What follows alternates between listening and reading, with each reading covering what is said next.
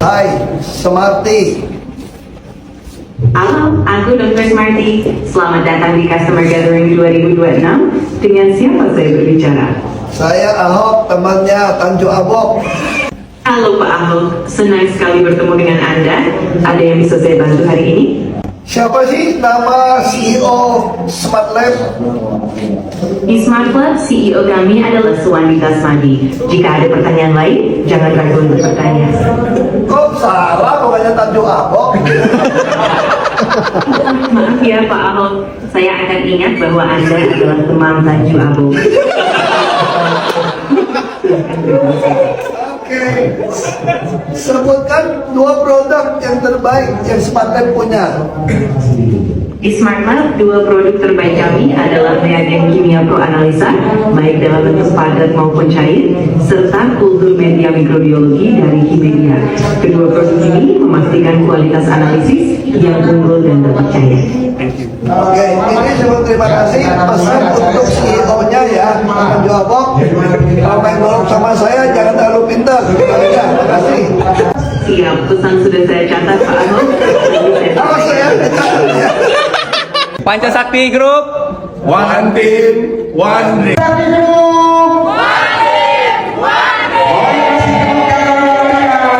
Lisa itu ditanya oleh orang yang kemudian dari Lisa itu dipasang dengan megahnya di gedung namanya GIK, ya, Gelanggang Inovasi dan Kreativitas.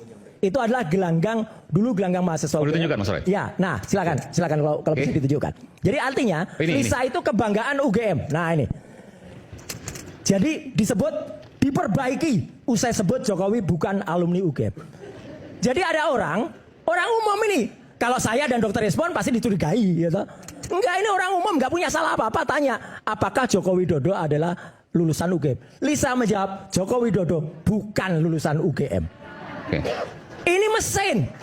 Jujur ini dalam tanda kutip ya, gitu. Celakanya apa? Betul tadi kata Bang Aiman. Jangan-jangan Lisa ini jadi tersangka ke-9.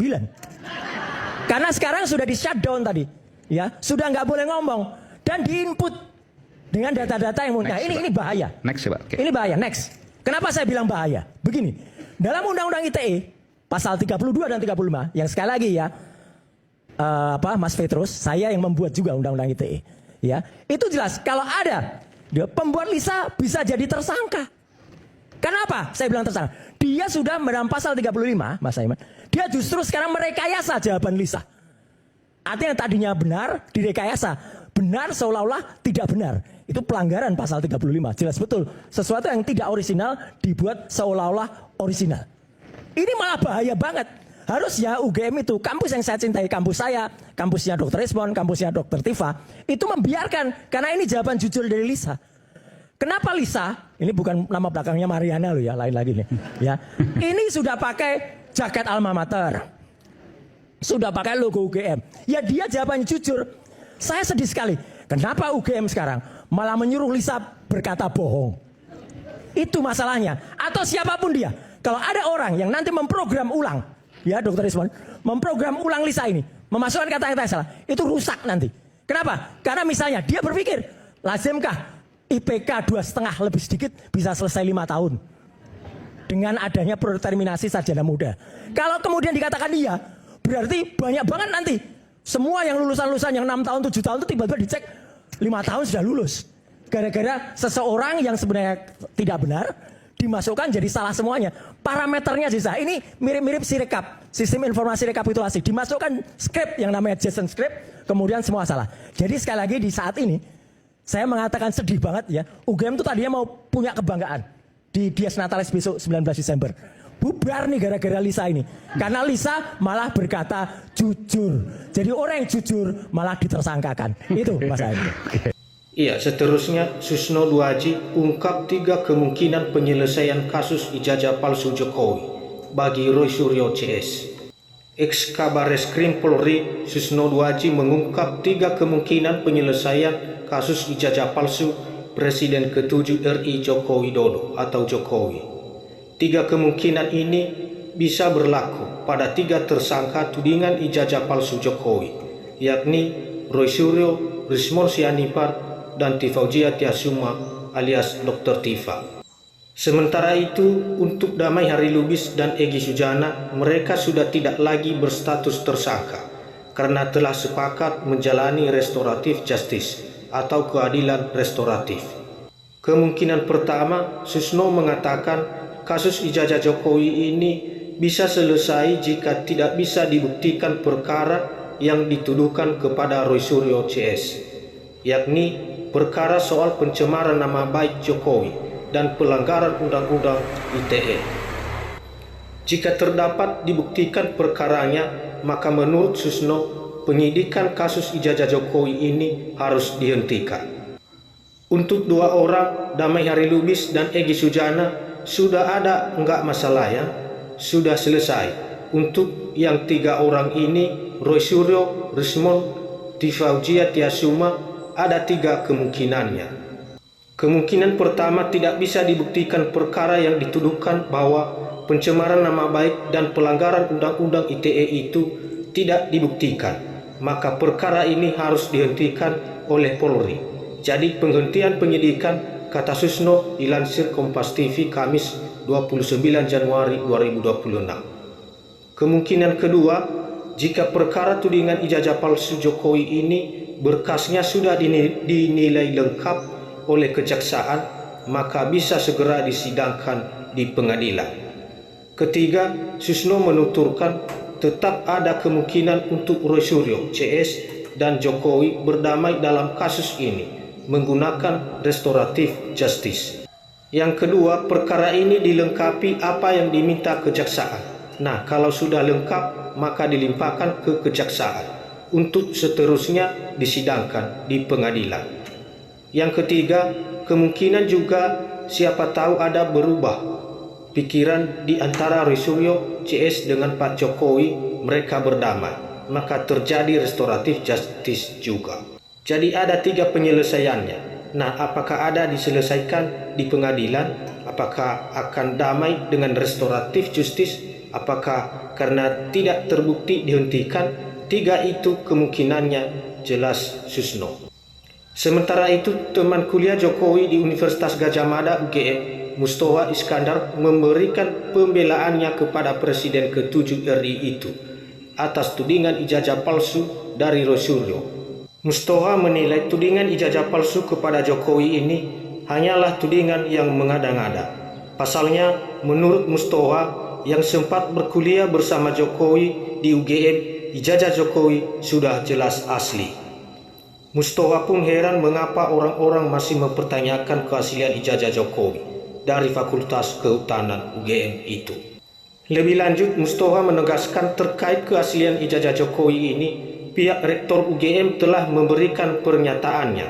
Lalu, Bareskrim Polri juga sudah memutuskan bahwa berdasarkan hasil pemeriksaan forensik, ijazah Jokowi ini identik dengan ijazah milik teman-temannya di UGM.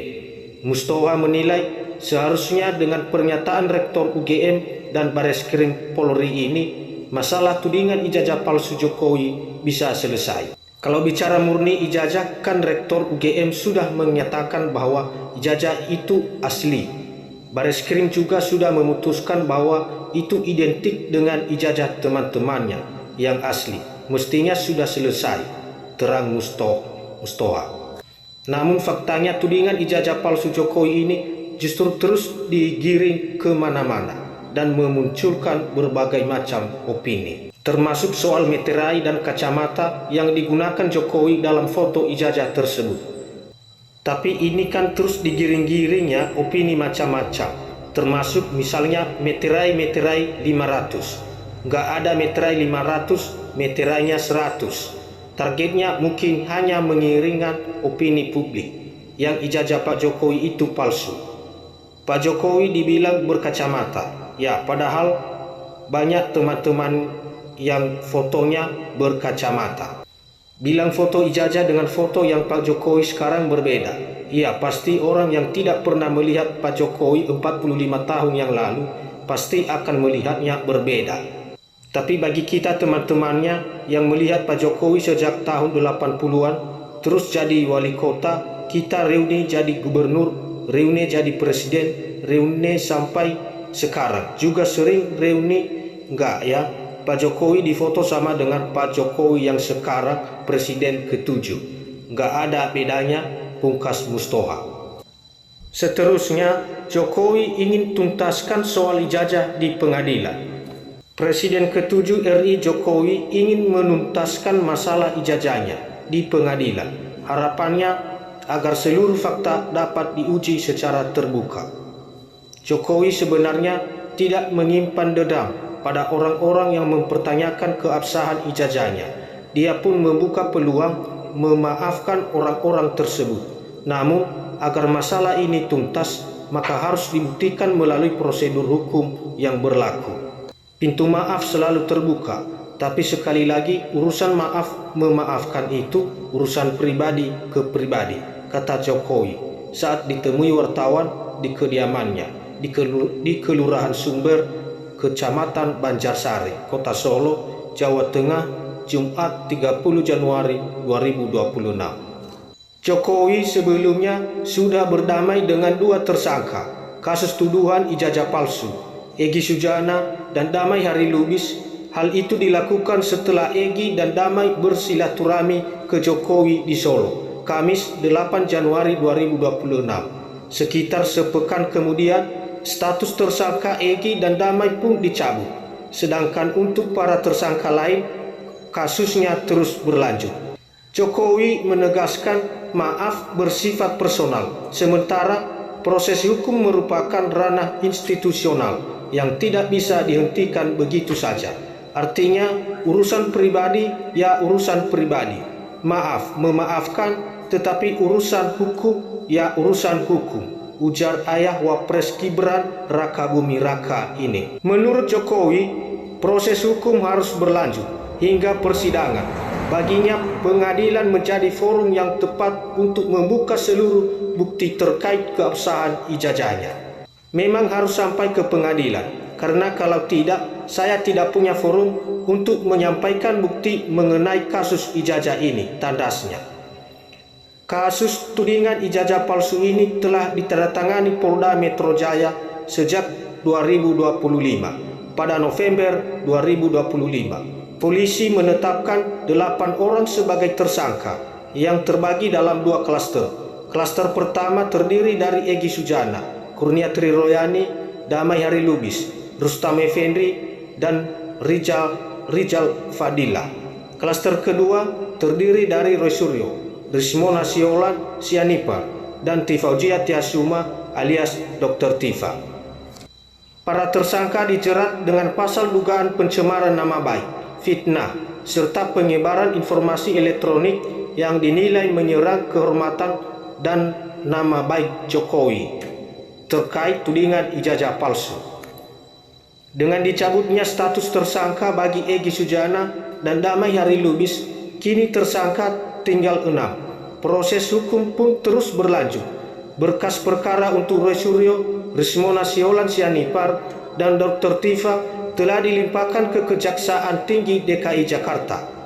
Sementara pemberkasan perkara 3 tersangka lainnya, yakni Kurniatri Royani, M. Rizal Fadila, dan Rustam Effendi, masih bergulir di Polda Metro Jaya. Ketiganya telah menjalani pemeriksaan sebagai tersangka pada 22 Januari 2026. Jika berkas mereka dinyatakan lengkap, perkara akan dilimpahkan ke Kejaksaan Tinggi DKI Jakarta, lagi di dalam penyusunan. Jika sudah lengkap, segera dikirim ke JPU, Jaksa Penuntut Umum, ucap Kabid Humas Polda Metro Jaya, Kombes Pol Budi Hermanto.